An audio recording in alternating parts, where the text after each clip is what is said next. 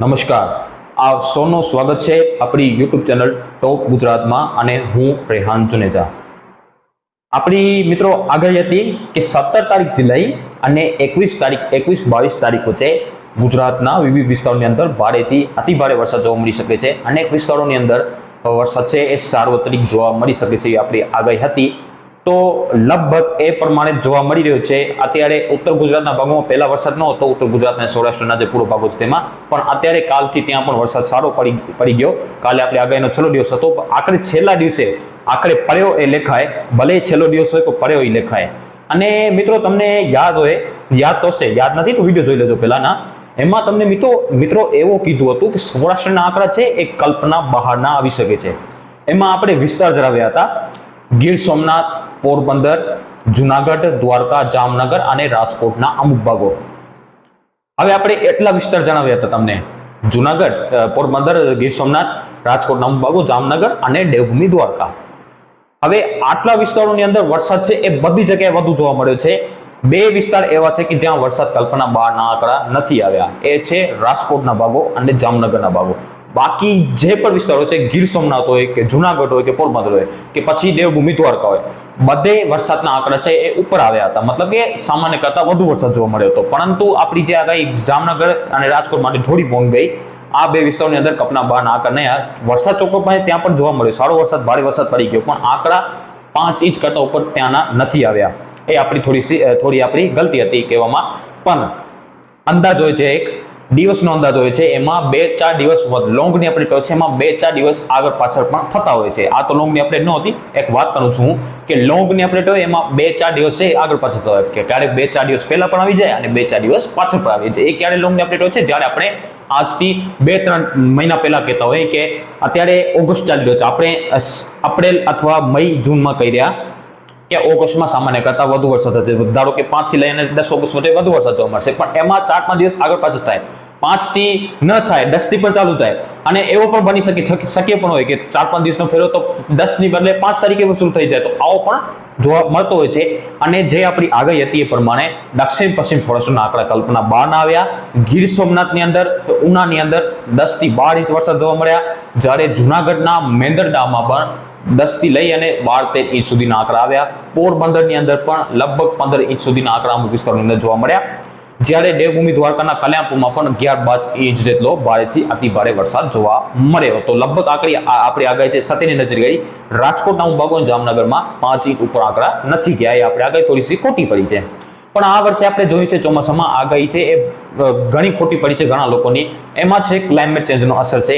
એના માટે પણ આપણે એક વિડીયો બનાવીશું અને તમને અપડેટ આપીશું કે આગાહી વારંવાર આગાહીકારોની કેમ ખોટી પડે છે. એના માટે પણ આપણે એક અલગથી વિડીયો બનાવીને તમને અપડેટ આપવાનો પ્રયાસ કરીશું. હવે આપણે 17 થી 22 તારીખની વાત કરી, 22 તારીખ સુધી આપણો છેલ્લો દિવસ હતો, આવતીકાલે છેલ્લો દિવસ હતો. અને આજથી જે પણ વરસાદ પડશે એ નેક્સ્ટ રાઉન્ડનો છે, મતલબ કે બીજા રાઉન્ડનો છે, નેક્સ્ટ રાઉન્ડનો. તો હવે શું છે કે આજે 23 તારીખ થઈ ચૂકી છે. હવે 24-25 તારીખ સુધીમાં ગુજરાતના છૂટાછવાયા ભાગોની અંદર હળવા મધ્યમ વરસાદ જોવા મળી શકે છે, જેમાં મધ્ય ગુજરાત અને ઉત્તર ગુજરાતના ભાગોમાં વધુ શક્યતા રહેશે. ત્યાં જે અત્યારે જે સિસ્ટમ આપણા ઉપરથી પસાર થઈ, મુંબઈથી આવી, અરબ સાગરમાં ઉતરી, લો પ્રેશરમાં ફેરવાઈ અને ત્યારબાદ વેલમાર્ક લો પ્રેશરમાં પણ ફેરવાઈ હતી અને ત્યારબાદ કમજોર પડી અને સાયક્લોનિક સર્ક્યુલેશનના રૂપમાં ગુજરાત ઉપરથી, કચ્છ ઉપરથી પસાર થઈ, સૌરાષ્ટ્ર કચ્છના ભાગો ઉપરથી પસાર થઈ અને અત્યારે આ સિસ્ટમ છે પૂર્વ રાજસ્થાનના ભાગો પર જોવા મળી રહી છે.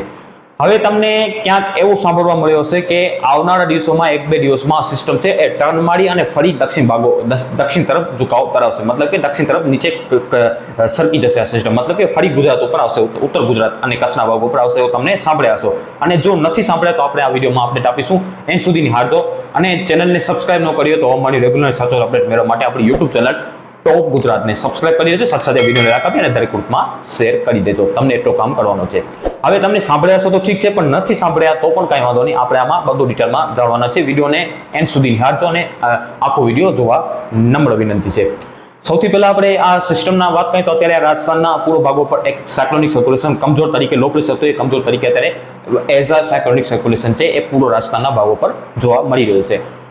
ચોમાસુ ઘડી છે એ પણ રેકોર્ડ તોડી છે. મતલબ કે કચ્છના ભાગો પર ઘણા વર્ષો બાદ ચોમાસુ ઘડી પણ નીચે સરકી હતી અને કચ્છના ભાગો પરથી પસાર થઈ સૌરાષ્ટ્રના અમુક ભાગો પરથી થઈ અને બંગાળની ખાડીમાં જઈ હતી. હવે 2 દિવસમાં ચોમાસુ ઘડી પણ ઉપર ચડી ગઈ છે અને અત્યારે પૂર્વ રાજસ્થાનના ભાગો પરથી ચોમાસુ ઘડી પસાર થાય છે. હવે શું થશે કે 25 અથવા 26 તારીખ આસપાસથી આ સિસ્ટમ છે એ થોડો દક્ષિણ તરફ ફરીથી આવી અને મજબૂત થશે એવી શક્યતા મને લાગી રહી છે.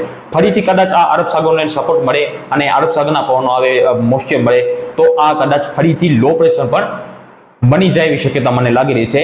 અને અમુક મોડેલ એવો પણ બતાવી રહ્યા કે આ સિસ્ટમ છે એ 27-28 તારીખ આસપાસ ઉત્તર ગુજરાત અને તેને લાગુ અમુક પાર્ટ્સ છે એના સિસ્ટમના એ કચ્છના ભાગો પર પણ આવી શક્યતા અમુક મોડેલ છે દર્શાવી રહ્યા છે. જો કે એની શક્યતા અત્યારે માત્ર 40 થી 50% માનવી શક્યતા એની આપણે છે આવતીકાલે અથવા પરમ દિવસે ચોક્કસપણે એની આપણે ફાઇનલ આપી દઈશું. આપણે હજી એને 3 થી 4 દિવસ છે જ્યારે આ સિસ્ટમ નીચે આવશે એને, પણ એની આપણે છે આવતીકાલે અથવા પરમ દિવસે ફાઇનલ આપવામાં આવશે. અત્યારે 40 થી 50%, 50-50 તમે માની શકો છો કે થઈ શકે છે. 50% સિસ્ટમ નીચે આવશે અને 50% ન આવશે. પણ હા, આ સિસ્ટમ નીચે આવશે કે ના આવશે, પણ આ સિસ્ટમની અસર હેઠળ આ રાજસ્થાનના ભાગો પરથી થઈ નીચે આવી અને રાજસ્થાનના ભાગો પશ્ચિમી રાજસ્થાનથી થઈને પાકિસ્તાન કરાચી તરફ જશે. તો એના કારણે ઉત્તર ગુજરાત અને કચ્છ, મધ્ય ગુજરાત અને પશ્ચિમ સૌરાષ્ટ્રના ભાગોમાં ચોક્કસપણે 25-26 તારીખથી લઈ અને 28-29 તારીખ વચ્ચે વરસાદનો એક રાઉન્ડ આવી શકે છે. અને એમાં સૌથી વધુ લાભ છે એ કચ્છના ભાગો છે, ઉત્તર કચ્છ છે, ઉત્તર ગુજરાત છે, બની ખાવડા વિસ્તાર છે એને મળી શકે છે. બીજા નંબરની વાત છે કે પશ્ચિમ સૌરાષ્ટ્રને પણ કદાચ આ પ્રમાણે રહે તો પશ્ચિમ સૌરાષ્ટ્રને પણ એનો લાભ મળે, મધ્ય ગુજરાતને પણ એનો લાભ મળે એવો થાય તો. અને જો સિસ્ટમ ઉત્તર ગુજરાત અને કચ્છ ઉપર આવે તો એ પ્રમાણે સૌરાષ્ટ્રના બીજા વિસ્તારોમાં પણ વરસાદની ગતિવિધિ વધે. પણ એની શક્યતા તારે 50-50 માનવું, 50% માનવું, 50% માનવું, 50% ન પણ આવે એવી શક્યતા આપણે માનવું. 1 થી 2 દિવસમાં એની ફાઇનલ અપડેટ આવશે ત્યારે એની ફાઇનલ અપડેટ તમને આપવામાં આવશે. અત્યારે શક્યતા માત્ર 50%, 50% માનીને ચાલવું. આગળની અપડેટ છે આજે 3 થી 4 દિવસ છે જ્યારે સિસ્ટમ નીચે આવશે. પણ નીચે આવશે કે ના આવશે એ પાકું છે. મોડલ બતાવી રહ્યા છે કે પશ્ચિમી રાજસ્થાનના ભાગો પર ત્યાં સિસ્ટમ જ્યારે પસાર થશે ત્યારે ઉત્તર ગુજરાત, કચ્છ, પશ્ચિમ સૌરાષ્ટ્ર અને મધ્ય ગુજરાતના ભાગોમાં ચોક્કસપણે વરસાદનો રાઉન્ડ આવી શકે છે અને છૂટાછવાયા હળવા મધ્યમ ઝાપટાથી સીમિત વિસ્તારોની અંદર હળવા મધ્યમ વરસાદ જોવા મળી શકે છે. અને એકલ તો સીમિત વિસ્તારો એવો પણ કે જ્યાં ભારે વરસાદ પણ પડી જાય જો રાજસ્થાનના પશ્ચિમ ભાગો પર સિસ્ટમ પસાર થાય તો. પણ ઉત્તર ગુજરાત અને કચ્છના ભાગો પર ફરી સિસ્ટમ નીચે સરકે, દક્ષિણના ભાગો પર આવે 26-27 તારીખ આસપાસ તો વરસાદના વિસ્તારો એનાથી પણ વધી શકે છે. પણ એની અપડેટ છે તમને 1-2 દિવસમાં આપવામાં આવશે. અત્યારે વિડીયો બનાવવાનો મિનિંગ છે કે આપણે આગાહીનો સમય પૂરો થઈ ગયો એટલા માટે તમારી સમક્ષ રજૂ થયા છે કે આપણે જે આગાહી કરી હતી એ પ્રમાણે વરસાદ જોવા મળ્યો અને આવનાર દિવસોની એ પ્રમાણે આપણે જે વરસાદ છે એ કન્ટિન્યુ ચાલુ રહેશે. 30-31 તારીખ સુધી અનેક વિસ્તારોની અંદર વરસાદ છે જોવા મળશે. વરસાદની ગતિવિધિમાં કોઈ જાતનો ઘટાડો આવે એવી શક્યતા નથી લાગતી. છૂટાછવાયા ભારે ઝાપટા મધ્યમ વરસાદ છે એ અલગ-અલગ દિવસે અલગ-અલગ વિસ્તારોમાં જોવા મળે એવી શક્યતા મને લાગી રહી છે. આગળની ખાસ અપડેટો માટે આપણી YouTube ચેનલને ટોપ ગુજરાતને સબસ્ક્રાઇબ કરી લેજો. આગળ પણ સપ્ટેમ્બર મહિનાનો પણ આગોતરું નિર્ધારણ આવશે 3 થી 4 દિવસમાં, ઓગસ્ટના એન્ડના દિવસોમાં, છેલ્લા દિવસોમાં કે સપ્ટેમ્બર કેવો રહેશે પણ તમને આગળના કાર્યક્રમમાં બતાવીશું લોંગની અપડેટ જોઈને.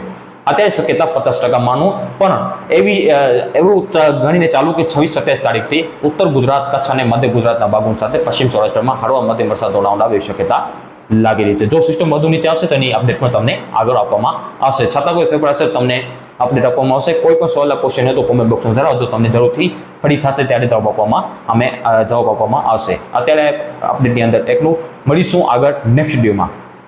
આભાર.